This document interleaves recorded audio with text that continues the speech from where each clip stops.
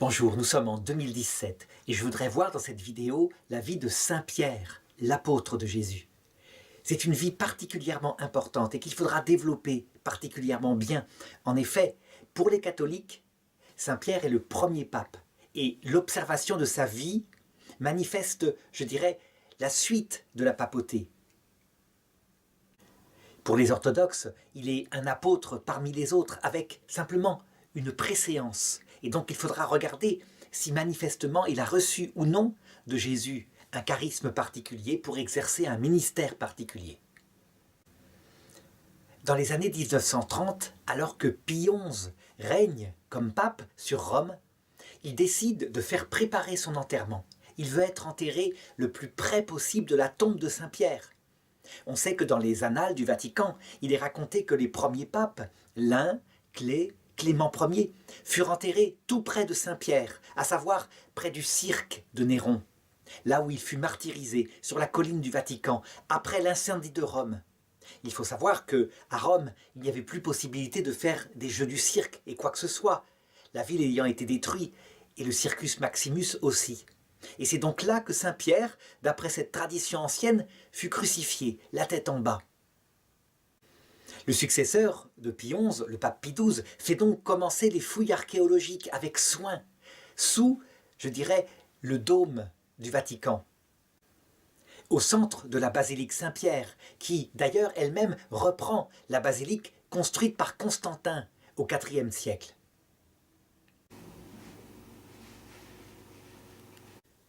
On fouille et on trouve effectivement, là où les traditions l'indiquaient, d'abord les trophées de Gaius, qui est un prêtre de Rome qui affirmait que Pierre et Paul avaient bien été martyrisés à Rome et qu'on pouvait même prier sur les trophées des apôtres. Ça veut dire un endroit construit en briques assez beau pour que les fidèles puissent se recueillir et où il y a des inscriptions, où il semble indiquer que c'est bien Pierre qui est enterré ici.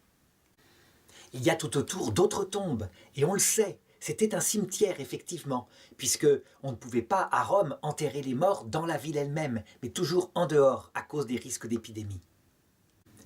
On trouve une cachette aménagée dans un mur perpendiculaire, et dedans, les ossements d'un homme de constitution robuste, d'à peu près 60-70 ans.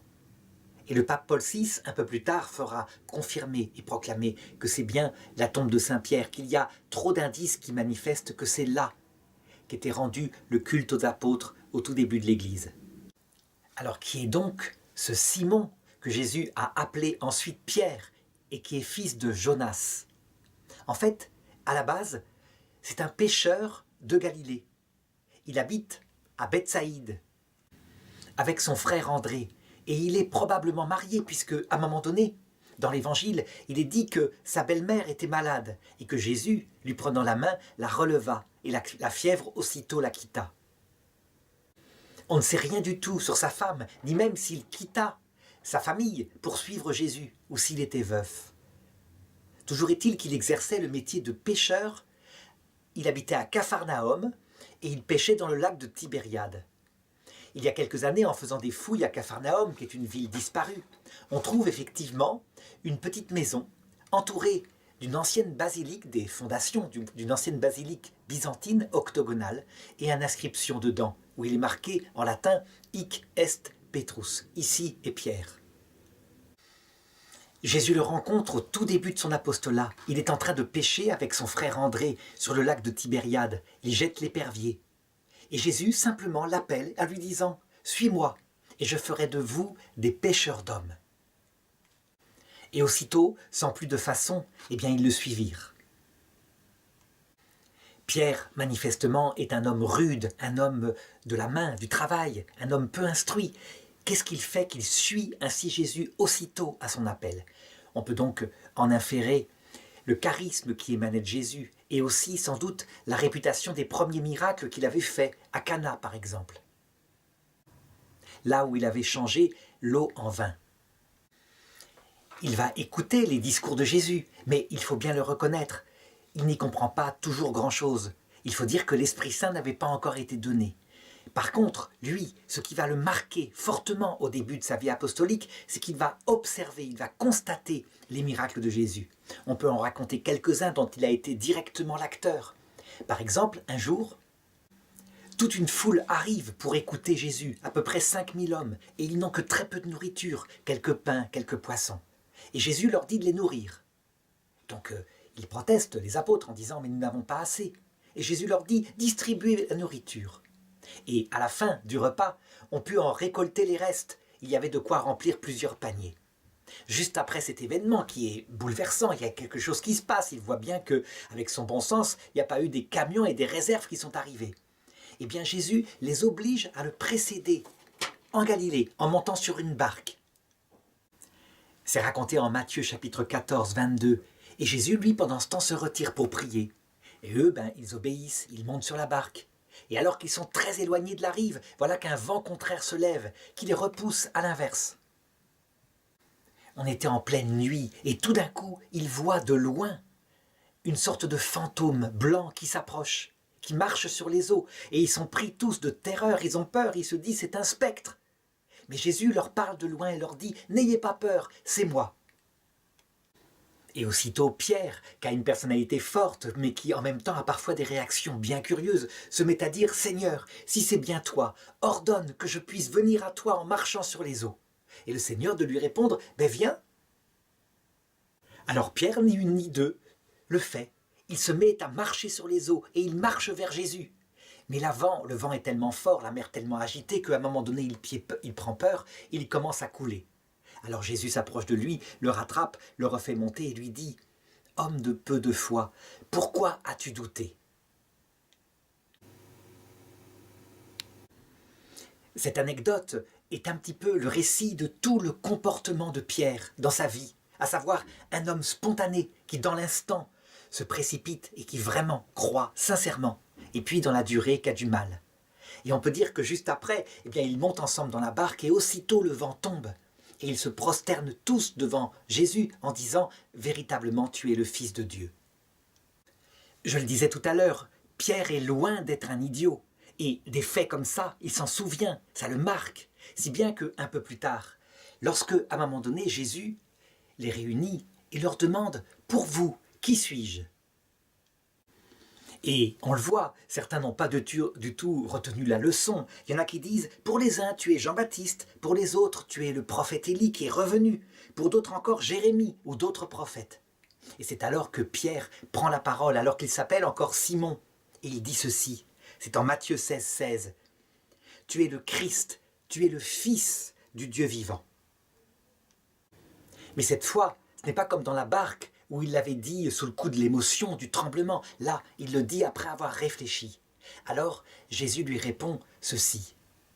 « Tu es heureux, Simon, fils de Jonas, car cette révélation t'est venue, non pas de la chair et du sang, mais de mon Père qui est dans les cieux.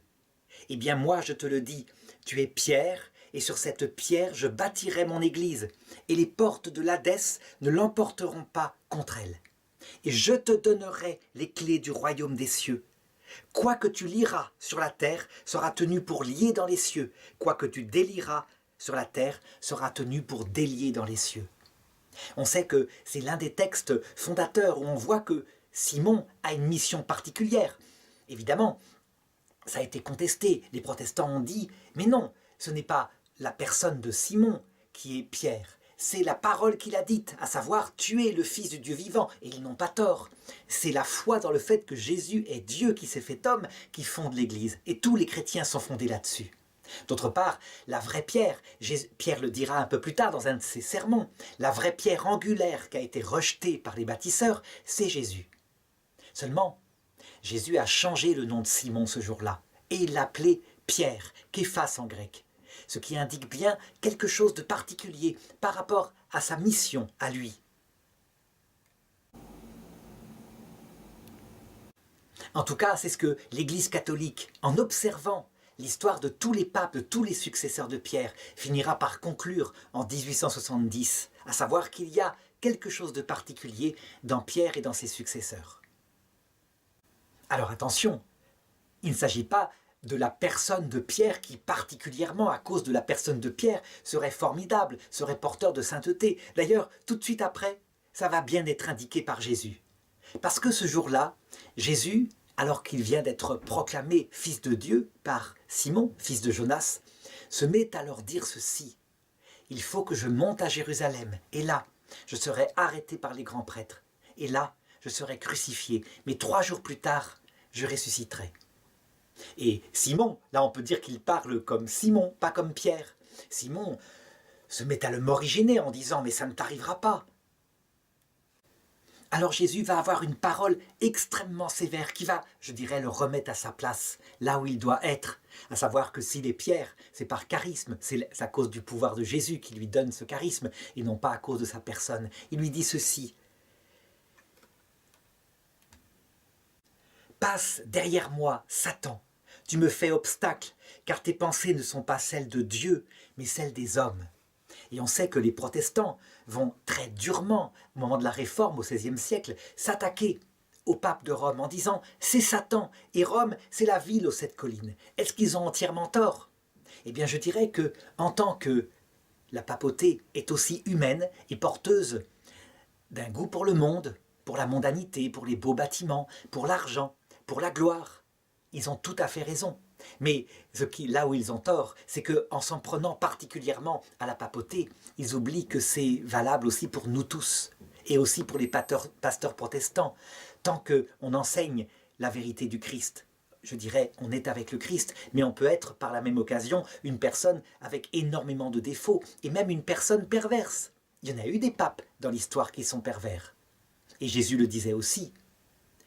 À ceux qui diront ce jour-là, « En ton nom j'ai chassé des démons, en ton nom j'ai fait des miracles », je leur dirai « Allez-vous-en loin de moi, vous qui faites le mal ».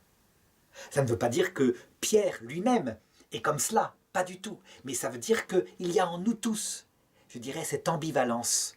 Nous sommes le Christ quand nous le servons, et nous sommes aussi l'Antichrist lorsque nous péchons. Et Pierre va continuer d'être témoin, on peut dire, de tout, de manière puissante. On peut dire que le Seigneur le comble de tout ce qui servira plus tard lorsqu'il sera parti. Par exemple, 8 jours après cette scène que je viens de raconter, Jésus prend à part Pierre, Jacques et Jean, et ils les emmènent sur une haute montagne. Et là, alors qu'ils sont arrivés là-haut, tout d'un coup, il devient lumineux, il est transfiguré devant eux, et voici qu'apparaît à leurs yeux Moïse et Élie. Ils étaient là avec Jésus et ils s'entretenaient avec lui de ce qui allait arriver bientôt à Jérusalem. Eux étaient bouleversés par cette vision. Certains protestants disent mais ce n'était qu'une vision, ce n'était pas réel. En fait, Pierre aura plus tard, je dirais, la révélation que c'était réel. À un moment donné, il sera délivré d'une prison et il croira voir un ange. Seulement quand il se retrouvera dehors, physiquement, réellement dehors, il verra que cette vision était réelle. Toujours est-il que, bouleversé par ce qu'il voit, Pierre est comme hors de sens et il se met à dire ceci: « Seigneur, il est heureux que nous soyons ici. Si tu le veux, je vais faire venir ici 3 tentes, une pour toi, une pour Moïse et pour Élie. » Il raconte en fait n'importe quoi, évidemment. Et comme il parlait encore, voilà qu'une nuée lumineuse les recouvrit de son ombre et une voix qui sortit en disant: « Celui-ci est mon fils bien-aimé, qui a toute ma faveur, écoutez-le. » Lorsqu'on est témoin de tels miracles, on peut dire que sa foi est profondément fortifiée. Eh bien, Pierre, ce sera coup-ci, coup-ça. Par moment oui, par moment non, comme on va le voir par la suite. Comme je le disais tout à l'heure, Pierre est un homme simple. Et comprendre les enseignements de Jésus, pour lui qui pratique la loi juive, c'est très simple. Il se dit, moi j'applique un certain nombre de rituels, et comme ça, je suis dans la ligne. Donc, quand Jésus se met à bouleverser les rituels, il ne comprend pas, il a du mal à comprendre. Je voudrais donner quelques exemples. L'un de ceux où Pierre va résister le plus, c'est l'histoire des aliments purs et impurs. Ça va être un problème pour lui. Et en Matthieu 15, eh bien, Pierre questionne Jésus sur cette question des aliments, cette question des interdits. Explique-nous, s'il te plaît, la parabole. Et Jésus vraiment est comme fatigué. Il lui dit, vous aussi, encore, vous êtes sans intelligence, vous ne comprenez pas. Et il leur dit cette chose si simple qui va de soi, mais qu'on a tellement de mal, encore aujourd'hui, à expliquer aux musulmans. Quand vous prenez un aliment, il va dans l'estomac, puis il va au lieu des anses. Ça ne rend pas sale le cœur de l'homme. Si vous prenez un aliment pollué, ça peut rendre sale son corps. Mais qu'est-ce qui rend sale le cœur de l'homme? Eh bien, c'est ce qui sort du cœur. Les mensonges, la luxure, la diffamation, etc. Voilà ce qui rend l'homme impur. Il faut dire à sa décharge que Jésus, ici, il remet en cause 2000 ans de tradition des peuples primitifs qui identifiaient la propreté physique et la propreté spirituelle. Une autre fois, en Matthieu 18, 21, c'est encore un problème avec la loi juive. La loi juive, elle est simple. Si on te blesse, si on te fait du mal, eh bien, tu as une certaine proportionnalité dans la réponse. Et parfois, c'est la loi du talion. C'est simple, c'est carré. Et voilà que Jésus dit qu'il faut pardonner, et pardonner sans cesse. Alors Pierre lui demande simplement, combien de fois faut-il pardonner à mon frère lorsqu'il a péché contre moi? Est-ce que j'irai jusqu'à 7 fois? 7 fois, ça paraît un chiffre raisonnable. Puis à un moment donné, la 8e fois, on lui envoie une mandale. Eh bien, Jésus lui répond, non pas 7 fois, mais 77 fois 7 fois. Ça veut dire sans cesse. Alors là, on peut dire que c'est encore abstrait, mais quand Jésus applique cela au mariage et qu'il dit que quoi qu'il arrive, on ne peut pas répudier sa femme, parce que ce que Dieu a uni, c'est pour toujours. On ne sépare pas ce que Dieu a uni. Et que si une femme répudiée se remarie, eh bien elle-même, elle est en situation d'adultère, parce qu'elle elle est appelée à rester fidèle à ce premier mari. Et là, Pierre, il a du bon sens, il dit, mais il y a quand même des circonstances où ça ne va pas. Et donc, il dit avec les autres apôtres, si telle est la condition de l'homme envers la femme, alors ce n'est pas la peine de se marier. Et Jésus leur répond, eh bien, tous ne comprennent pas ce langage, mais seulement ceux à qui c'est donné. Ce qui veut dire que quand Jésus passe à des choses surnaturelles, comme le pardon aux ennemis, des choses comme cela, eh bien Pierre, il est en recul. Et pourtant, il voit les miracles, donc il suit, il ne part pas. Mais il est troublé. Et il est troublé d'autant plus que tout se mélange dans sa tête. À un moment donné, on voit ça dans Saint Jean au chapitre 6, Jésus se met à enseigner que celui qui mange sa chair et qui boit son sang a la vie éternelle. Et que sa chair est la vraie nourriture et que son sang est la vraie boisson. Que les pères au désert ont mangé de la manne, mais ils sont morts. Mais que celui qui mangera sa chair ne mourra jamais. Et là, évidemment, ils ne comprennent pas la métaphore, c'est complètement pour eux affolant. Et certains disciples commencent à partir. Eh bien Jésus, au verset 67, toujours du chapitre 6 de Saint Jean, demande à ses apôtres, est-ce que vous aussi, vous voulez partir? Et Simon-Pierre prend la parole et il dit, Seigneur, à qui irions-nous? Tu as les paroles de la vie éternelle. Nous croyons et nous avons reconnu que tu es le Saint de Dieu. Je dirais que Pierre, il l'a reconnu parce qu'il a vu les miracles, mais il ne l'a certainement pas reconnu parce qu'il a compris quelque chose. Il n'en est pas encore là. Il faut certainement la profondeur d'intelligence de Jean, qui est proche de Marie, pour comprendre ce qui est là-dessous. Mais Jean lui-même ne comprendra les choses qu'à l'école de Marie et après la résurrection. J'aurais pu raconter beaucoup d'autres anecdotes, mais va arriver à un moment donné le temps de la passion, là où Jésus va être livré. Et c'est là que va se révéler profondément le caractère de Pierre, ses qualités et ses défauts. Mais c'est aussi à ce moment-là que, je dirais, la fonction particulière de Pierre sera confirmée jusqu'au moindre détail. En tout cas, c'est comme ça que lisent les choses les catholiques. Alors voilà, ça se passe dans la Semaine Sainte, je dirais le jeudi où Jésus fut livré. Et Jésus, au chapitre 22 de Luc, essaye de leur raconter quelle est sa royauté. Alors qu'ils savent, il l'a dit plusieurs fois qu'il va être livré, et eux ne comprennent pas, c'est absurde. Pierre, il l'a dit, un roi, c'est fait pour régner, c'est pas fait pour mourir. Et Jésus leur explique que sa royauté est d'une autre nature. Toujours est-il qu'il sait parfaitement que, comme ils n'ont pas encore cet Esprit Saint qui les fortifie, eh bien, ils vont tomber. Et pourtant, il prend Pierre à part, en Luc chapitre 22, verset 31, et il lui dit ceci, « Simon, Simon, voici que Satan vous a réclamé pour vous cribler comme froment. Mais moi, j'ai prié pour toi, afin que ta foi ne défaille pas. Toi donc, quand tu seras revenu, confirme tes frères dans la foi. » Et Pierre lui répondit, « « Seigneur, je suis prêt à aller avec toi en prison et à la mort. » Mais Jésus lui dit « Je te le dis, Pierre, le coq ne chantera pas aujourd'hui que tu ne m'aies par 3 fois renié, que tu aies nié me connaître. » On peut dire que ce texte est fondamental pour comprendre exactement la mission de Pierre. Quand le pape Pie IX, en 1870, proclame le dogme de l'infaillibilité pontificale, le monde entier s'amuse en disant « Ah, voilà que le pape ne peut pas pécher, voilà que le pape ne peut pas dire d'erreur dans n'importe quel sujet. » Pas du tout. Ce texte est très précis. Pierre tombe dans sa foi personnelle. Il va renier le Christ 3 fois, et de manière ridicule devant une petite servante. Mais sa mission, le charisme qui lui vient de Jésus, c'est que sa foi ne défaille pas. Est-ce qu'il s'agit de sa foi personnelle, à savoir qu'il va croire tout le temps? Non, justement, pas du tout. Même sa foi personnelle peut faillir. Mais c'est sa mission de confirmer la foi telle qu'elle a été enseignée et d'affermir la foi de ses frères. C'est donc véritablement de l'ordre du charisme. Ça ne concerne pas la personne de Pierre qui peut tomber de toutes les façons possibles. Ça concerne son rôle pontifical, son rôle là de premier apôtre. Et ce charisme ne lui vient pas de lui, il vient manifestement de Jésus. Et on va voir dans la suite du récit à quel point c'est vrai, donc que la personne du pape, c'est qu'une petite personne, comme les autres, sans aucun charisme parfois, et même parfois qui n'est pas croyante, et parfois qui est un grave pécheur.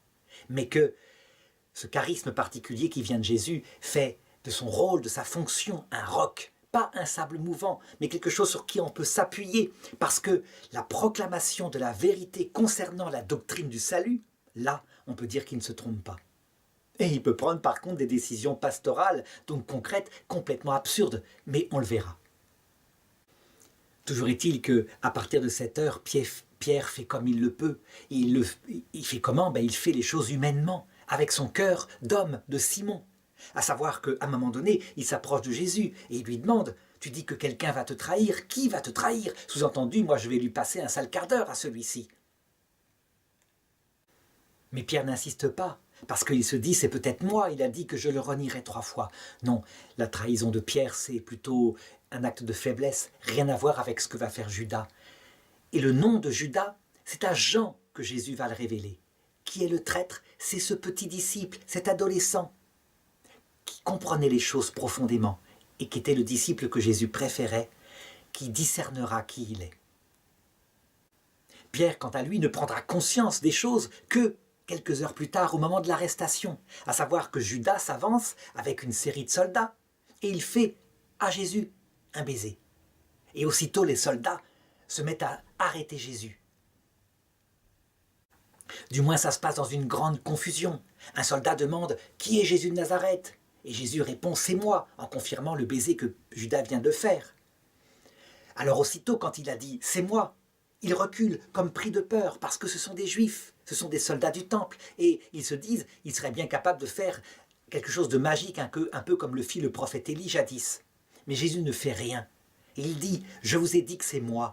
Si donc c'est moi, laissez cela partir. » Alors Pierre, aussitôt, il prend son humanité à 2 mains, on peut dire, c'est-à-dire sa décision intelligente à lui, qui n'est pas la décision de Dieu. Il sort son glaive et il se met à défendre Jésus. Et il frappe, il arrive même à couper l'oreille d'un des serviteurs du prêtre appelé Malchus. Et l'oreille tombe par terre. Et Jésus lui parle aussitôt et lui dit « Pierre, rentre ton glaive dans ton fourreau. Est-ce que tu ne comprends pas que si je le veux maintenant, je fais appel à mon Père qui envoie 12 légions d'anges? Mais comment est-ce que les Écritures s'accompliraient ?» Et Pierre, il est là, il est en plein combat, il vient de faire un geste héroïque, il ne comprend rien. Aussitôt, il perd ses forces. Et Jésus ramasse l'oreille de Malchus et la lui remet. Seulement, lui, Pierre, il a décidé de faire mentir la parole de Jésus. Pas question de trahir. Et donc, tout le monde s'enfuit. Et lui aussi, il a un premier mouvement comme cela. Mais ensuite, il se rapproche de Jean, qui a des connaissances du côté du grand prêtre.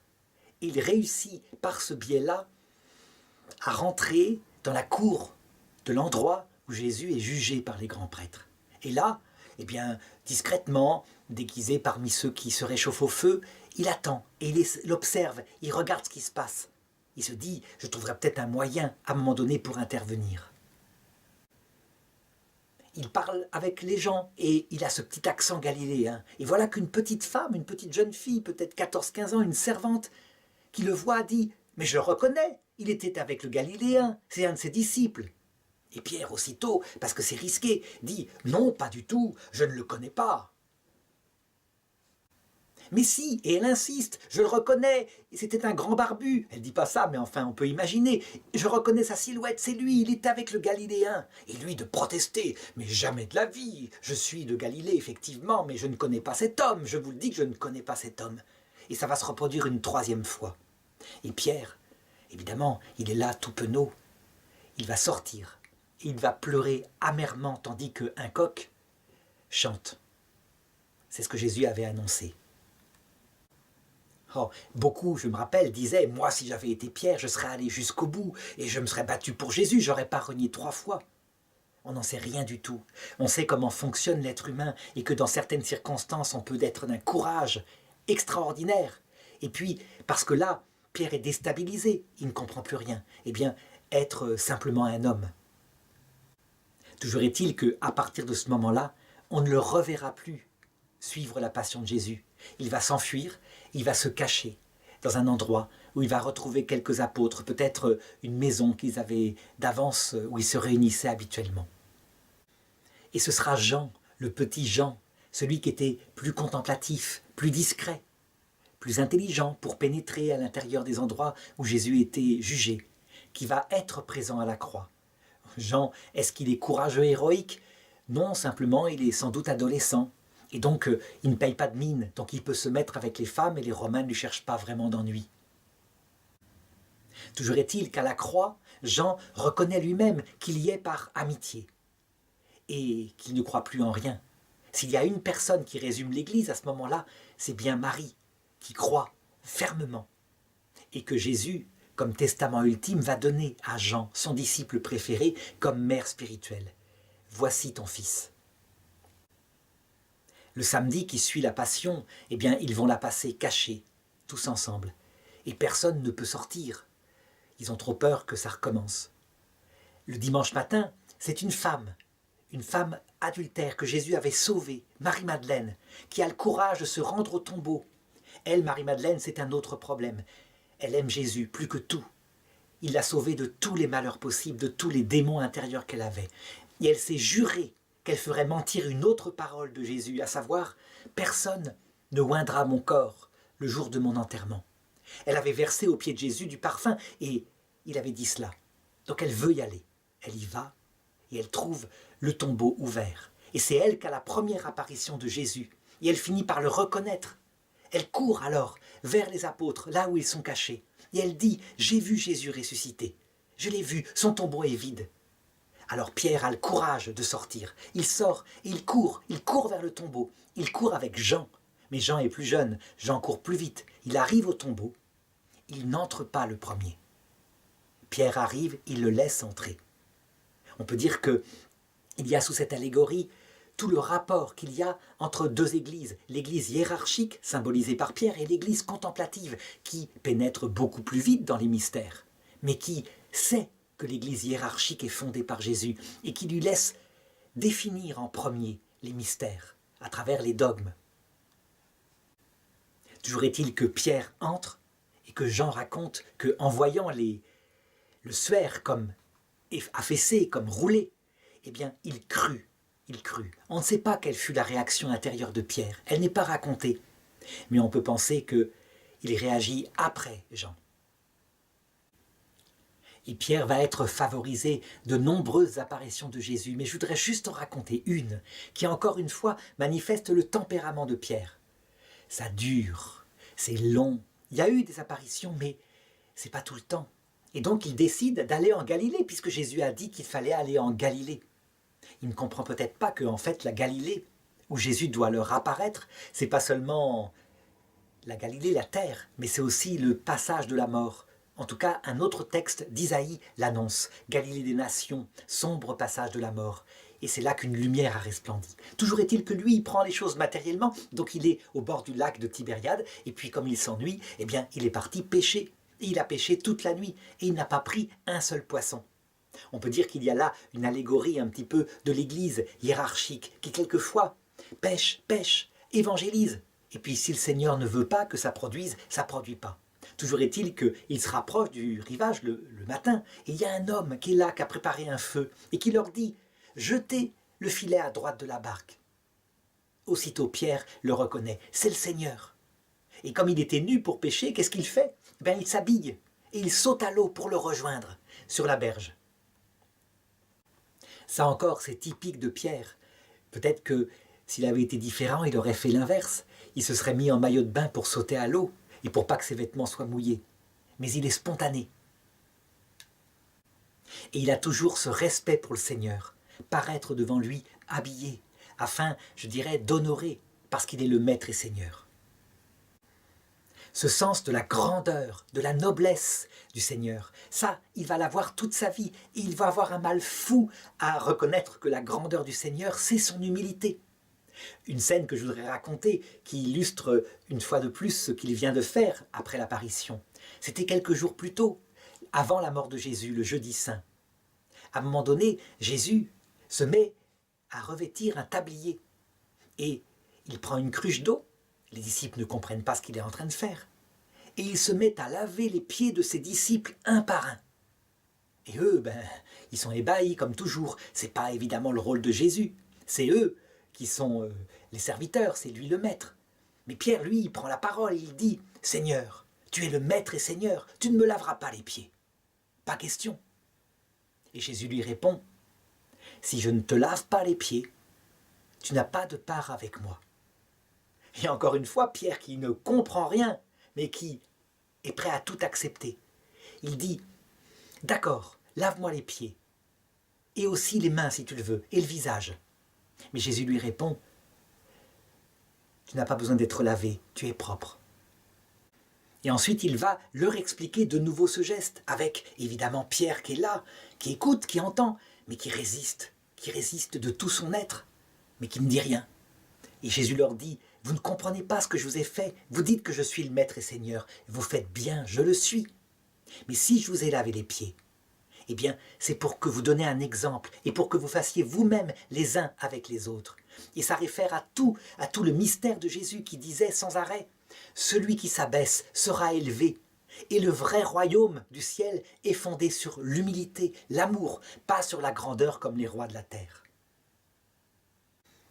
Il faut dire à sa décharge qu'il n'est pas le seul. Je dirais qu'aucun des disciples n'a encore pénétré cette royauté contemplative. Et on le voit à l'Ascension. C'est raconté dans les Actes des Apôtres, au chapitre 1, verset 6. Ils disent, et peut-être que c'est Pierre encore qui a parlé, « Seigneur, est-ce maintenant le temps où tu vas restaurer la royauté en Israël ?» Et eux, ils sous-entendent la royauté du roi David, avec un royaume qui va de la Méditerranée au Jourdain, le grand Israël. Et Jésus ne leur répond même pas à cela, en leur disant simplement « Il ne vous appartient pas de connaître les temps et les moments, mais vous allez recevoir l'Esprit Saint, qui, évidemment, leur expliquera tout le vrai sens de cela. » Eh bien, lui, en attendant l'Esprit Saint, il fait Pierre comme il peut. Et il va prendre une décision. Il est, malgré son triple reniement, et malgré le fait que Jésus lui ait reconfirmé sa mission 3 fois, en lui disant « m'aimes-tu » et en lui disant « sois le berger de mes brebis » dans la dernière apparition, juste avant son ascension. Eh bien, il va essayer de jouer son rôle. Et il réfléchit, et le premier rôle qu'il se trouve, eh bien, c'est simplement de fonder la succession apostolique. C'est pas rien. Et c'est raconté au tout début des Actes des Apôtres, donc avant la Pentecôte. Jean, chapitre 1, verset 16. Pierre prit la parole et dit, devant 120 personnes environ, « Frères, il fallait que s'accomplisse l'Écriture, où par la bouche de David, l'Esprit Saint avait parlé d'avance de Judas, qui s'est fait guide de ceux qui ont arrêté Jésus. Il avait rang parmi nous et il a trahi. Mais maintenant, il faut qu'un autre reçoive sa charge. Et il faut le choisir parmi ceux qui nous ont suivis depuis le début. » Et lui, Pierre, il fait comme il peut et il instaure la technique suivante. Donc on choisit évidemment parmi le groupe, on ne fait pas n'importe quoi, mais on les tire au sort. Et le sort tombe sur Matthias, qui sera donc l'apôtre successeur de Judas. Il faudra ensuite que vienne saint Paul, qui sera, je dirais, le collaborateur de Pierre, avec lui la colonne de l'Église que Jésus lui apportera, pour inventer une méthode qui soit une méthode d'adulte, où Jésus confie vraiment à ses apôtres une responsabilité, à savoir non pas le tirage au sort. Ça, c'est se remettre à Dieu, soi-disant, mais en fait, ce n'est pas exercer son intelligence, mais choisir un homme qui a manifesté à travers toute sa vie une justice, une droiture, qui sait gouverner sa maison, qui est prudent, qui ne boit pas, etc. Donc des conditions qui ne seront plus du tout les mêmes que celles qu'avait instaurées saint Pierre quand il faisait comme il pouvait. Qu'est-ce que ça indique cela? Eh bien que Pierre, il n'est absolument pas doté d'infaillibilité en matière de décision pastorale, donc comment ça fonctionne, etc. Il peut progresser, et d'autres peuvent le faire progresser. Non, son charisme, c'est autre chose, c'est confirmer la foi de ses frères. Et là, il exerce sur un point précis, succession apostolique. Et puis, quelques jours plus tard, vient la Pentecôte. Ils sont réunis ensemble avec Marie, ils prient. C'est de matin très tôt, et tout d'un coup, il se fait comme un tremblement de terre et un tonnerre, et des langues de feu descendent dans la pièce, et se posent sur chacun d'eux, et se divisent. Et là, manifestement, la gloire de l'Esprit de Jésus est tombée sur eux. Tout d'un coup, je dirais, ils comprennent, parce que cet Esprit Saint, non seulement il révèle l'amour, mais en même temps, parce que l'amour éclaire l'intelligence, tous les messages que Jésus avait donnés deviennent compréhensibles. Si bien que Pierre, entraîné par, évidemment, ce zèle qui lui vient de la présence du Saint-Esprit, ce feu intérieur, aussitôt sort et dans la rue se met à prêcher ce qu'on appelle le kérygme. Ça veut dire la base de la foi chrétienne. Pierre n'est pas seul, il est entouré des 11 apôtres, mais aussi de Marie, des femmes qui sont là, qui ont reçu l'Esprit Saint. Mais c'est son enseignement qui est le premier. Son enseignement reprend les bases de la foi. « Vous avez tué Jésus », dit-il à la foule. Nous ne sommes pas ivres, nous sommes témoins de ce que nous avons vu. Et Dieu l'a ressuscité. Et il reprend l'écriture des Juifs et il explique comment c'était annoncé. Et eux ont le cœur comme transpercé parce que la conversion, elle vient de l'Esprit Saint. Ce qu'exerce là Pierre, c'est simplement maladroitement une confession de la foi, telle qu'il commence à la comprendre, mais il va progresser. Mais l'Esprit Saint, lui, il convertit ce jour-là des milliers d'hommes. D'abord parce qu'il y a un miracle, à savoir que tout le monde comprend Pierre dans la langue de sa naissance. Pierre est donc revêtu d'un charisme. Un charisme, ça ne vient pas de lui. Il n'a pas appris à parler toutes les langues en parlant uniquement, sans doute, l'araméen ou le grec. Mais c'est l'Esprit Saint qui agit par lui. Et c'est ce même charisme qui le rend infaillible sur ce contenu de la foi. Et cette foule qui est là demande à Pierre, mais que devons-nous faire? Et lui de répondre, repentez-vous. Donc d'abord, fondez tout sur la reconnaissance que vous êtes pécheur, votre péché, l'humilité, la vérité. Et ensuite, faites-vous baptiser au nom de Jésus-Christ afin de recevoir l'Esprit Saint. Je voudrais à partir de maintenant raconter la suite et la fin de la vie de Pierre. Et finalement, elle est magnifique à étudier parce qu'elle peut se résumer en 3 étapes que d'ailleurs Jésus avait résumées pour lui-même, pour Pierre, juste avant de partir lors de sa dernière apparition. C'est raconté au chapitre 21 de Saint Jean. À un moment donné, Jésus lui dit « Quand tu étais jeune, tu mettais toi-même ta ceinture et tu allais là où tu voulais. Quand tu seras devenu plus vieux, un autre te mettra ta ceinture et t'emmènera là où tu ne voudrais pas. » Il indiquait ainsi par quel genre de mort Pierre devait glorifier Dieu. Eh bien, c'est exactement ce qu'on va voir dans sa vie, qui est non seulement connue par les actes des apôtres, du moins pour le début, mais qui est connue ensuite par les historiens de l'Église, dont Eusèbe de Césarée, mais aussi par toute la tradition, pour ce qui est de la fin de la vie de Saint Pierre. Et sa vie peut se résumer en 3 phases. Une première phase d'enthousiasme, porté par un Esprit Saint qu'il sent tous les jours et qui rend, je dirais presque magnifique, presque surhomme Saint Pierre. La deuxième phase, celle du long quotidien, où Saint Pierre retombe dans ses ornières, parce qu'il est aussi un homme, où il n'est plus porté par le vent de ce plaisir dans le cœur qui brûle, à savoir l'Esprit Saint. Et enfin, la phase de son apprentissage qu'il prépare à la vie éternelle, où Dieu va lui préparer un cœur brisé par la nuit de l'Esprit, on peut le dire. Alors, prenons la première phase. Eh bien, elle commence dès le départ. Il faut bien se mettre à la place de Saint Pierre. C'est extraordinaire. Donc, c'est raconté par exemple en Actes des Apôtres, chapitre 3, verset 1. Pierre et Jean sont ensemble, ils ne se quittent plus, et ils montent vers le temple de Jérusalem pour aller prêcher. Et voilà qu'ils tombent sur un mendiant, un homme qui était paralysé depuis des dizaines d'années, qui était bien connu, et qui faisait l'aumône à la porte du temple. Alors voilà ce que raconte l'histoire. Voyant Pierre et Jean sur le point de pénétrer dans le temple, le mendiant leur demanda l'aumône. Alors Pierre fixa son regard sur lui. On imagine, mais je ferai pareil, hein. C'est fantastique quand on est revêtu d'un charisme. Ainsi que Jean, et il dit au mendiant, « Regarde-nous ». Il tenait, ce mendiant, son regard attaché sur eux, s'attendant à recevoir quelque chose.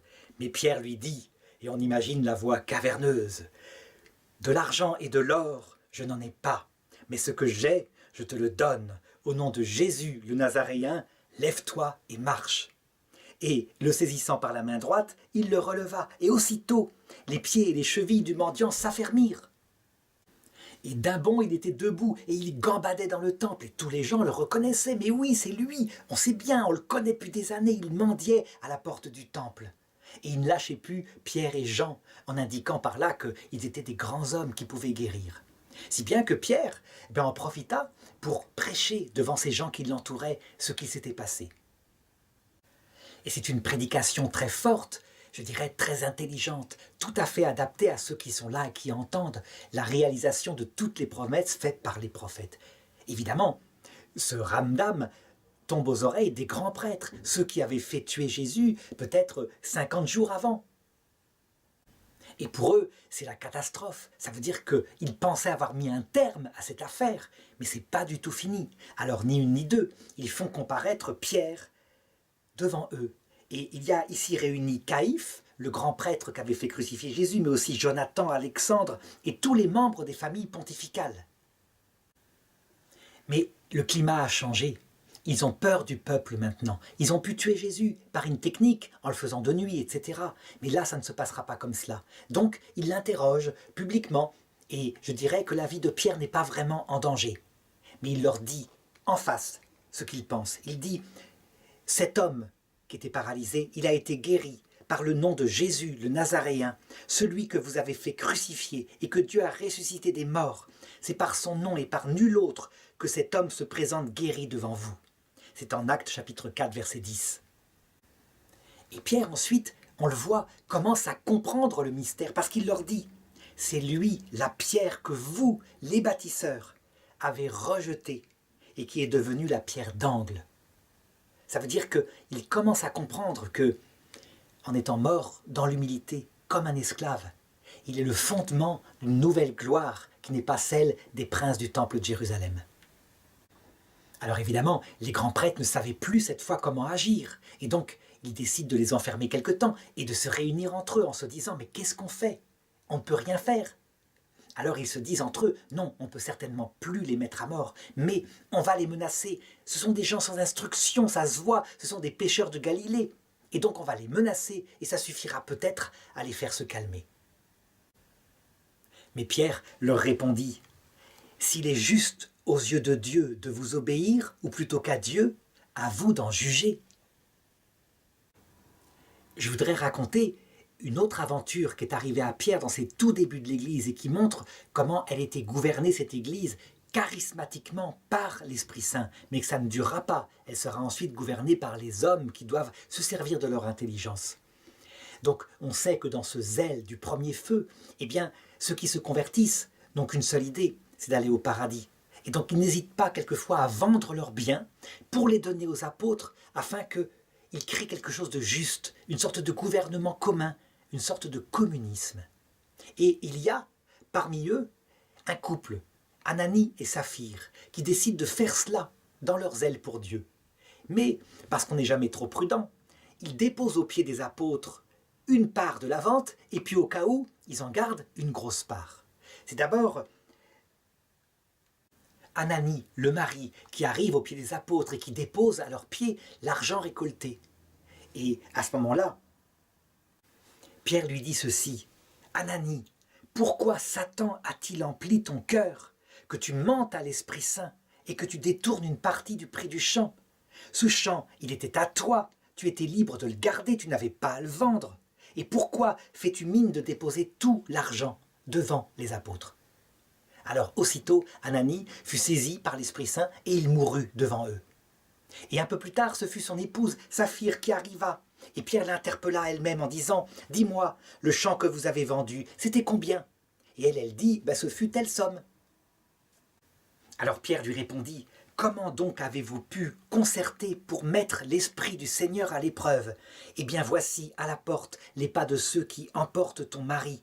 Ils vont aussi t'emporter. Et à l'instant même, elle tomba à ses pieds et elle mourut. On peut se dire que c'est extrêmement sévère. On voit des choses analogues, par exemple, chez Padre Pio. Quelquefois, il arrivait que des gens se confessent et que, juste en sortant du confessionnal, ils tombent morts. Et les gens étaient surpris en disant: mais il s'est confessé. Et le Padre Pio disait: il valait mieux qu'il parte maintenant, il serait tombé dans pire. En fait, cette histoire-là est fondamentale, parce qu'on peut le dire, c'est la tentation qui peut, je dirais, corrompre le christianisme, à savoir le communisme. Un communisme fondé sur l'amour, c'est pas un communisme fondé sur la lutte des classes, mais il n'empêche, ça ne marche pas. Ce n'est pas comme ça que peut fonctionner le christianisme, parce que l'instinct normal de l'homme, il est fort, et il fait qu'on a besoin d'argent pour sa famille. Si bien que, si le communisme peut exister, c'est uniquement chez des gens célibataires, des moines, et ça viendra bien plus tard, par le vœu de pauvreté. Si jamais l'Église était tombée dans ce travers, il est certain que ce serait passé ce qui s'est toujours passé dans ces histoires-là, à savoir qu'un apôtre prend un petit bien qui est en commun, parce qu'il faut qu'il arrondisse un petit peu sa fin de mois, etc. Et de glissade en glissade, on serait tombé dans n'importe quoi. Donc on peut dire que l'Esprit Saint, pour le coup, a inspiré ici Saint-Pierre une décision pastorale de très bon niveau. Mais Saint-Pierre, est-ce qu'il l'aurait trouvé tout seul? Certainement pas. Alors toute cette période, elle est fantastique, à tel point que, raconte Actes chapitre 5 verset 15, l'ombre de Saint-Pierre suffisait à guérir les malades. Mais véritablement, il y a de quoi se prendre vraiment pour, je dirais, un surhomme. Je ne crois pas que Saint-Pierre tombera dans cette tentation-là, et je crois qu'on a là l'explication pour laquelle, juste avant la passion de Jésus, Saint-Pierre était tombé 3 fois. Ça veut dire que ce souvenir lancinant le maintient dans une certaine humilité. Il a reçu tellement de pouvoir de Jésus, et c'est manifeste ici, que n'importe qui deviendrait fou et se prendrait pour Dieu carrément. Eh bien, ce n'est pas son cas. À cette époque-là, du début de la vie apostolique de Pierre, plusieurs fois il fut emprisonné et plusieurs fois l'ange du Seigneur vint pour le délivrer. Il y a par exemple cette première arrestation par les grands prêtres du temple et ils sont jetés en prison. Et la nuit, un ange vient et il ouvre toutes les portes de la prison. C'est raconté en Actes chapitre 5, verset 18. Et il leur dit ceci: allez annoncer hardiment au peuple dans le temple tout ce qui concerne cette vie-là. Et eux, le lendemain matin, tout simplement, ils se rendent au temple pour prêcher. Et les grands prêtres disent: mais c'est pas possible, ils étaient en prison. Ben non, ils ne sont plus en prison. Il y a même un détail qui est raconté. Nous avons trouvé la prison soigneusement fermée et les gardes en faction aux portes. Mais quand nous avons ouvert, nous n'avons trouvé personne à l'intérieur des cellules. Voici une autre décision pastorale de Pierre et qui manifestement est portée par l'Esprit Saint. Lorsqu'ils se rendent en Galilée, ils se mettent à imposer les mains à des gens qui sont devenus chrétiens. Et l'Esprit Saint aussitôt descend sur eux. Et il y a là un homme appelé Simon, qui était magicien et qui, en constatant l'énorme puissance qui sortait des apôtres, leur demande ceci: donnez-moi ce pouvoir, c'est fantastique, je vous donnais de l'argent d'ailleurs pour pouvoir le posséder aussi. Et Pierre, aussitôt de répondre: périsse ton argent et toi avec lui, puisque tu as cru acheter le don de Dieu à prix d'argent. Repens-toi donc de ton mauvais dessein et prie le Seigneur. Peut-être que cette pensée de ton cœur sera pardonnée. » Et Simon, se rendant compte qu'il avait fait une grosse bêtise, dit aux apôtres, « Priez vous-même pour moi auprès du Seigneur, afin qu'il ne m'arrive rien de ce que vous venez de me dire. » Et c'est ainsi qu'ils réglèrent ce problème très important de la simonie. C'est de là que vient le terme, à savoir acheter à prix d'argent ou vendre à prix d'argent un sacrement du Seigneur. On ne peut pas faire ça. C'est évidemment une tentation qui courra tout au long de l'histoire de l'Église et qui atteindra les ministres du Seigneur. Et sans arrêt, il faudra que l'Église se réforme face au risque de simonie. On se rappelle aussi que ce fut à l'occasion d'un acte de simonie que la réforme du XVIe siècle par Martin Luther commença, parce que les papes, pour construire les magnifiques bâtiments du Vatican, eh bien, se servaient de la vente d'indulgences et récoltaient l'argent. Luther se révoltera avec raison contre cela, avant que le protestantisme lui-même, parfois, tombe dans une simonie bien pire, parce qu'il fallait bien vivre pour les pasteurs. Je voudrais raconter le miracle le plus grand que fit Pierre. Ainsi, il réalisa la parole de Jésus qui avait dit « Celui qui m'aime fera même des signes plus grands, des œuvres plus grandes que celles que je fais. » Ça se passe en Actes chapitre 9, verset 39. Il y avait une femme appelée Lydia, qui était une femme bien, une femme droite, honnête, appréciée de tout le monde. Et elle tomba malade et elle mourut. On fit donc prévenir Pierre, qui se rendit à l'endroit où était son corps, et la maison était entourée d'une foule qui pleurait. Et Pierre mit tout le monde dehors. Il se mit à genoux et il pria. Puis se tournant ensuite vers le corps, il dit « Tabitha, lève-toi » Et aussitôt, Lydia ouvrit les yeux, et voyant Pierre, elle se mit assise. Et lui prenant la main, il la fit lever. Et appelant alors tous les chrétiens qui étaient là, et les veuves, il la leur présenta vivante. Et toute la ville de Jopé sut la chose, et beaucoup de gens crurent au Seigneur. Je voudrais raconter une dernière scène de cette première étape de la vie apostolique de Pierre, à savoir comment, une fois de plus, l'ange du Seigneur le fit libérer d'une prison, mais d'une prison cette fois beaucoup plus sévère, tenue par Hérode. En effet, Hérode régnait sur la Galilée, et Pierre s'y était rendu pour prêcher. Hérode fit arrêter quelques chrétiens et fit même exécuter Jacques, frère de Jean, par l'épée. Donc il vit que c'était agréable aux Juifs et donc il se mit à multiplier son zèle. Et il fit arrêter Pierre. Il le fit jeter en prison. Cette scène est racontée au chapitre 12 des Actes des Apôtres. Il le fit garder dans sa prison par 4 escouades de soldats. Et il y avait un soldat qui dormait à droite de Pierre et un soldat à sa gauche, et ils étaient enchaînés avec lui. Donc il était impossible qu'il s'enfuit. Toute l'Église priait pour sa délivrance. Et voilà que pendant la nuit, soudain, l'ange du Seigneur apparut. Et le cachot fut inondé de lumière, sans qu'aucun des soldats qui étaient là ne se réveille. L'ange frappa Pierre au côté et le fit lever en lui disant « Debout, vite !» Et les chaînes lui tombèrent des mains. Pierre avait l'impression de rêver, à savoir qu'il pensait que ce n'était pas réel. Et l'ange lui dit « Mets ta ceinture, mets tes sandales, jette ton manteau sur tes épaules et suis-moi. » Et Pierre sortit et le suivit. Ils franchirent ainsi un premier poste de garde, puis un second. Et puis ils arrivaient aux portes de la ville, et les portes s'ouvrirent toutes seules, et Pierre sortit de la ville. Et c'est alors qu'il était en dehors, en sécurité, que brusquement l'ange le quitta. Et alors Pierre retrouva ses sens, et se rendit compte qu'il était en dehors de la prison. Il se rendit compte que ce n'était pas une vision, que c'était réel. Il se rendit ensuite, toujours en pleine nuit, vers la maison d'une certaine Marie, mère de Jean, qui était surnommée Marc, et dans laquelle les gens étaient réunis pour prier pour la délivrance de Pierre. Et là, il frappa à la porte, et il dit « C'est moi, c'est Pierre !» Et les gens n'y croyaient pas, et pourtant c'était bien lui. Évidemment, au lever du jour, lorsque les soldats se réveillèrent, ce fut une véritable catastrophe, un grand émoi. Il y avait là les chaînes, et il n'y avait plus Pierre.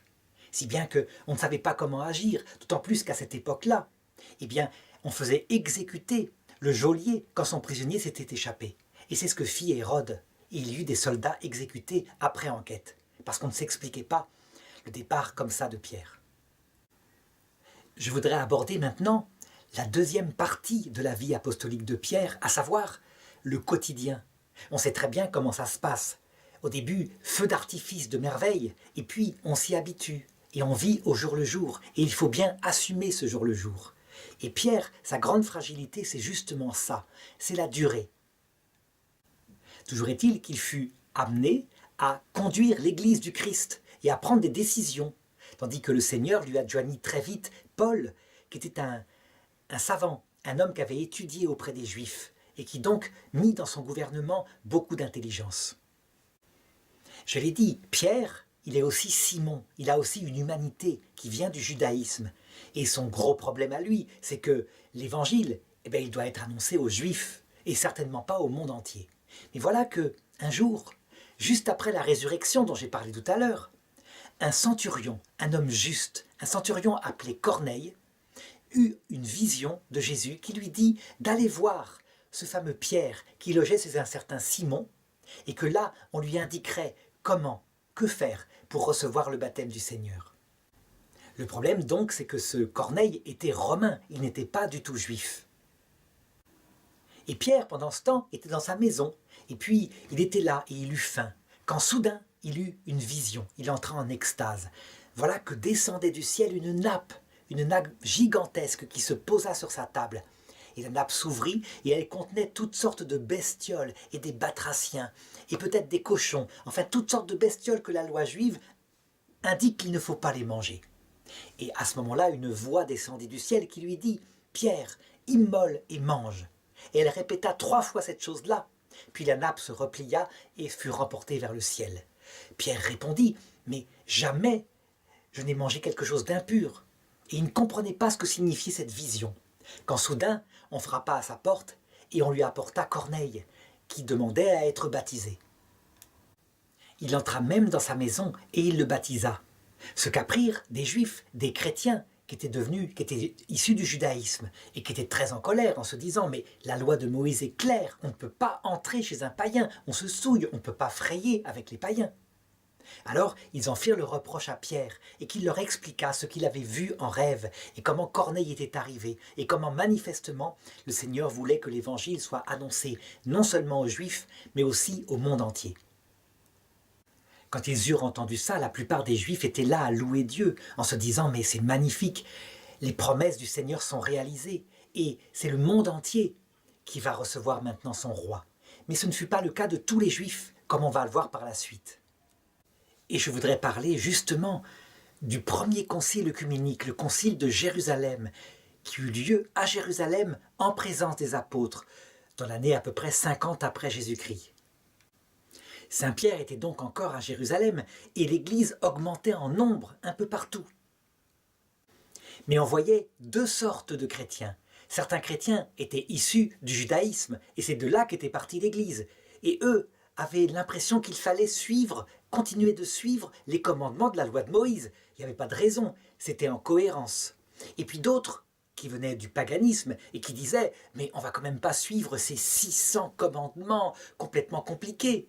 Maintenant, c'est une loi d'amour, c'est une loi où on voit bien c'est différent, tout est spiritualisé. » Et les discussions ne cessaient pas. Certains disaient « Mais regardez, c'est marqué que la circoncision, elle est pour toujours et à jamais, elle est le signe de l'alliance de Dieu. » Et d'autres répondaient « Mais non, la nouvelle alliance a un signe cette fois dans l'esprit, c'est le baptême, bien évidemment. » On ne s'en sortait pas.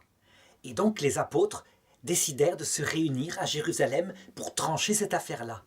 Et qui est-ce qui ouvrit les débats? Eh bien ce fut Saint Pierre, c'est lui qui prit la parole. Et qui par un discours très intelligent, très structuré, proposa ceci. Et Pierre leur rappela d'abord ce rêve qui, dès le départ, l'avait obligé à accueillir les païens dans l'Église et leur entrer en masse avec réception de l'Esprit Saint. Et ensuite, il leur dit ceci, très réaliste, en s'adressant à ceux qui venaient du judaïsme. Comment pourrions-nous leur imposer une loi que ni nous, ni nos pères n'avons jamais pu porter? Nous le savons bien, c'est par la grâce de notre Seigneur que nous sommes devenus enfants de Dieu, et non pas par l'observation des commandements de la loi de Moïse. Et donc on fit silence, et d'autres apôtres intervinrent pour compléter, mais lui, il avait défini le cadre de la foi, et ça, on n'en bougea pas. On peut dire qu'il exerça son magistère ce jour-là, son magistère qui consiste à confirmer ses frères dans la foi. Il y eut la vie par exemple de Jacques qui lui se pencha davantage sans doute sur l'aspect pastoral en disant « Attention, il y a des gens qui peuvent se scandaliser de certaines pratiques ». Si bien qu'à la fin, on en arriva au décret du Saint Concile de Jérusalem qui sont très faciles à résumer, ils tiennent en quelques lignes. Et les actes du concile furent envoyés à toutes les églises par l'intermédiaire de Jude et Silas, qui étaient des pères du concile. Et voilà ce que contient la lettre. L'Esprit Saint et nous-mêmes avons décidé que, c'est fantastique, on le voit, cette alliance de l'Église et de l'Esprit Saint. Ça veut dire que l'Église n'est pas une petite enfant qui obéit comme dans l'islam. Elle est vraiment épouse, elle prend des décisions avec l'Esprit Saint. Nous avons décidé de ne pas vous imposer d'autres charges que celles-ci qui sont indispensables. Autrement dit, la loi de Moïse, on n'a pas à la suivre, sur rien.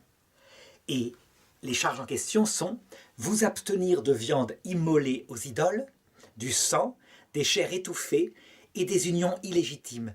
Vous ferez bien de vous en garder à Dieu. Alors je commente un petit peu.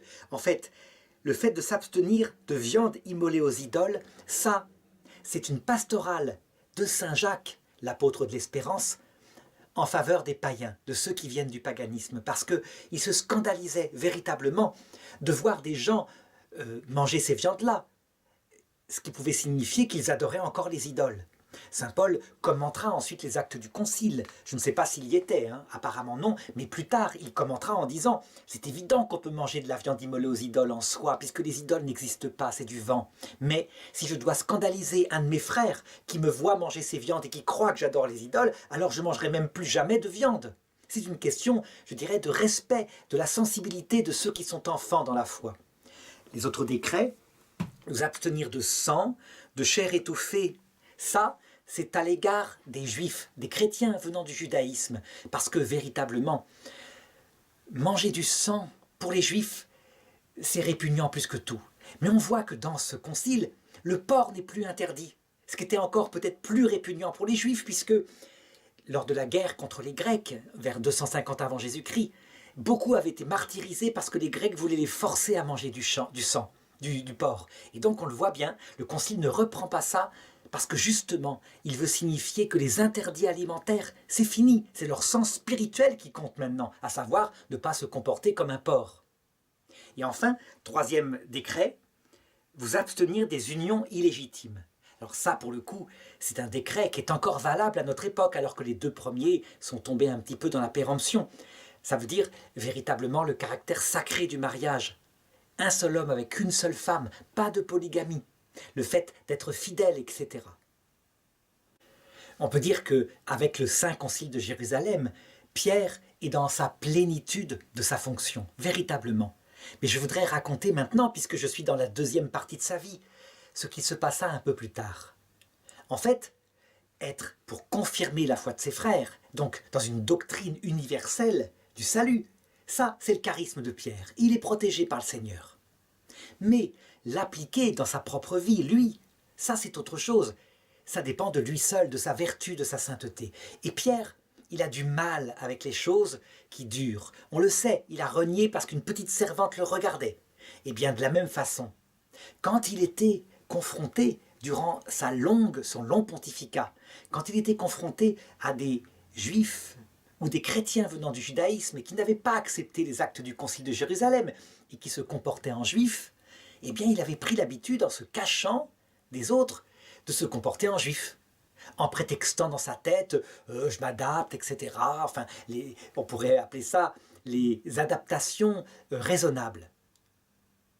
Le problème, c'est que quand des chrétiens issus du paganisme arrivaient dans l'assemblée, alors là, ils se cachaient, ils sortaient discrètement, personne ne voyait ce qu'il avait fait.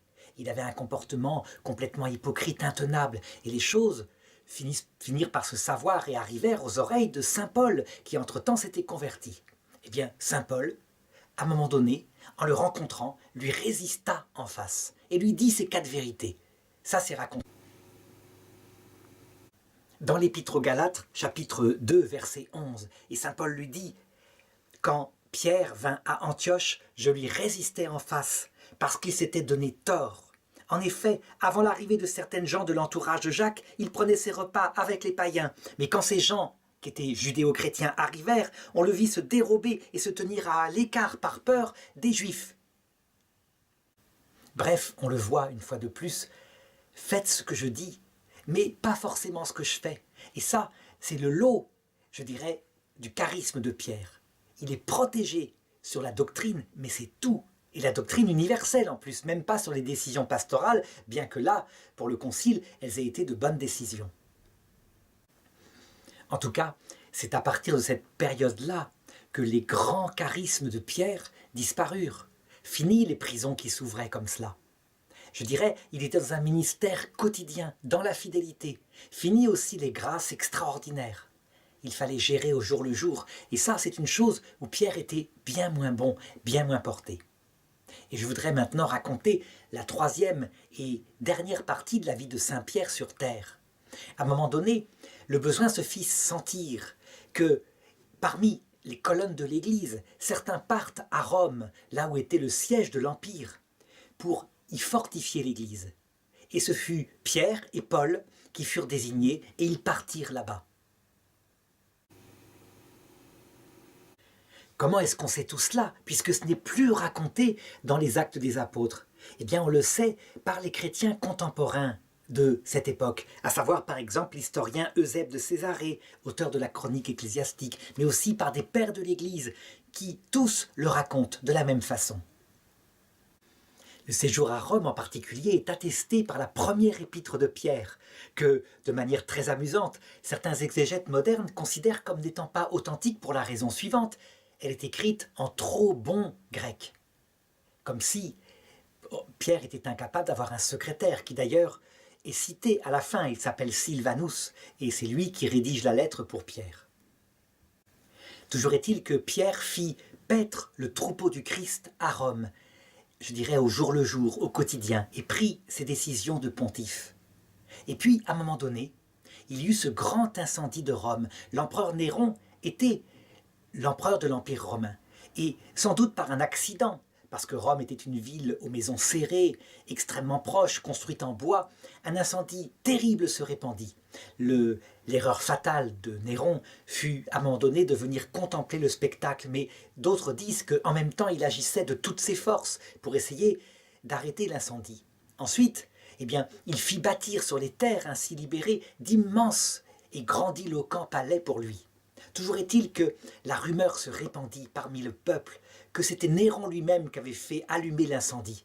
Or, il y avait eu des dizaines de milliers de morts, il y avait des centaines de milliers de gens qui étaient sans toit.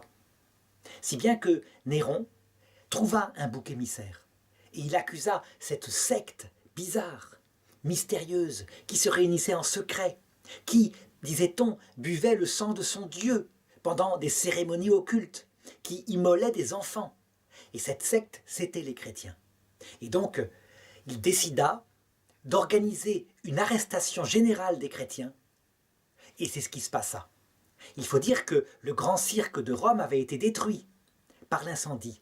Et donc, il ne restait des spectacles à organiser qu'en dehors de Rome, et en particulier auprès d'une des 7 collines, la colline du Vatican, où il y avait le fameux champ de course de chars.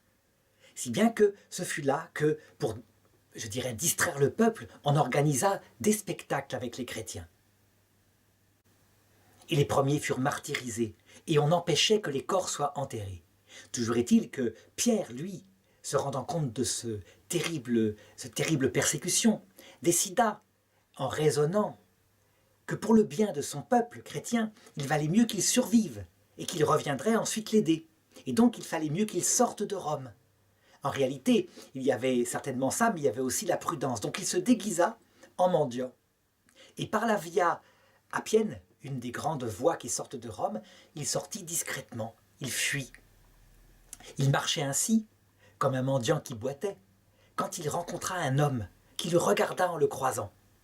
Et là, bouleversé, il reconnut le Christ. C'était le Christ, c'était manifeste, c'était Jésus. Alors, tout surpris, Pierre lui posa la question en latin. « Quo vadis, Domine? Où vas-tu, Seigneur ?» Et le Seigneur lui répondit « je vais à Rome pour mourir avec mes frères. » Et la vision disparut. Pierre fut bouleversé par ça et fut bien obligé de reconnaître que la vraie raison qui le faisait fuir Rome, c'était pas le fait de revenir après, c'était de sauver sa vie tout simplement. Il ne voulait pas affronter à son âge, 60 ou 70 ans, une telle épreuve. Alors, tout honteux et tout contrit, reconnaissant qu'une fois de plus, il avait plus ou moins renié, il revint auprès de son troupeau et il commença à véritablement l'aider par son aide spirituelle. C'est ainsi qu'il fut arrêté à un moment donné. Et il fut reconnu comme étant le chef de la communauté de Rome. Alors il fut aussitôt condamné à être crucifié. Mais Pierre, lui, il ne voulut pas être crucifié comme son Seigneur. Alors, comme il était non de nationalité de l'Empire romain, mais étranger, il demanda à ce qu'on le crucifie, puisqu'on voulait le faire, mais d'une façon différente, la tête en bas, parce qu'il se sentait indigne de suivre Jésus. Avant d'être crucifié, il avait fait un long séjour en prison. Et là, il faut remarquer que les anges ne vinrent pas le délivrer, et qu'il vécut aussi dans son âme une véritable nuit de l'esprit. En réalité, le Seigneur était enfin en train d'achever l'œuvre qu'il avait commencée en lui, et de transformer son cœur pour qu'il entre après sa mort dans la vision béatifique. Le Seigneur, dans ces épreuves-là, lui façonna un cœur brisé, des yeux baissés, des mains tremblantes. Ce qu'il faut absolument, parce qu'on ne peut pas voir Dieu sans mourir. Je veux dire, sans mourir à soi-même. Et c'est ainsi que Pierre mourut et qu'il fut enterré par ses disciples au pied, tout à côté du cirque en question, enfin du champ de course, sur la colline du Vatican. On peut être certain qu'avec une telle vie, mais un tel chemin que lui fit faire le Seigneur, du jeune homme un peu, je dirais, sûr de lui qu'il était au début, pour devenir à la fin cet homme au cœur humble, eh bien, il entra directement au paradis. On dit maintenant, dans beaucoup d'histoires drôles, que c'est Saint Pierre qui tient les clés du paradis et qui les ouvre quand on arrive de l'autre côté. En réalité, son rôle de pontife est terminé. Ça, c'est un rôle qu'il a eu le temps de son ministère terrestre. Tout ce que tu délieras sur la terre sera considéré comme délié dans les cieux. Tout ce que tu lieras sur la terre sera considéré comme lié dans les cieux.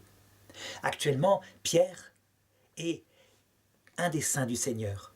Il est avec le Seigneur et, à la mesure de son humilité et de son amour, eh bien, à chaque fois qu'une personne meurt et se confie à lui, il l'accueille, certes, mais avec le Seigneur et avec la Vierge Marie et avec les anges, etc.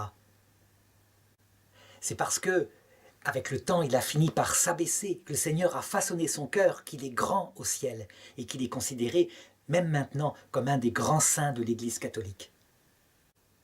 Curieusement, le patronage de Pierre, puisqu'on attribue au saint une mission particulière, il est le patron des pêcheurs.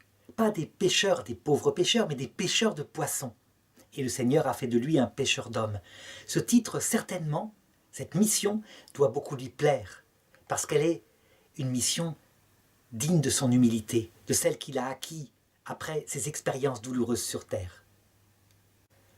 On doit dire et ajouter sans doute que Saint Pierre est très probablement le patron de l'Église visible, hiérarchique, de l'Église telle qu'on la voit à travers sa hiérarchie pape, évêque, prêtre, diacre, etc. En effet, cette vie de Saint Pierre que j'ai racontée, Jésus l'avait dit. Quand tu étais jeune, tu mettais toi-même ta ceinture et tu allais là où tu voulais. Quand tu seras devenu vieux, un autre te mettra ta ceinture et t'emmènerait là où tu ne voudrais pas. Il indiquait ainsi par quel genre de mort Pierre devait glorifier Dieu. Pierre l'a vécu profondément, mais en fait, par mode d'image, sa vie à Saint-Pierre raconte l'histoire passée et future de la papauté. Au début, la papauté pouvait déposer les rois ou les créer. Puis, à partir de, je dirais, de 1600 et quelques, elle a commencé à perdre peu à peu son pouvoir. Et elle y a résisté. Elle ne voulait pas le perdre. Les États du Vatican lui ont été arrachés en 1870. Et du coup, après un moment où elle a boudé à travers l'action du pape Pie IX, les papes se sont tournés vers leur action spirituelle de plus en plus. Et on peut être certain que la vie de Pierre annonce l'avenir de la papauté. Le troisième secret de Fatima, d'ailleurs, révèle ce martyre final qu'elle connaîtra, offrant sa vie pour Dieu et pour l'humanité, et accélérant, je dirais, le retour du Christ dans sa gloire vers la fin du monde.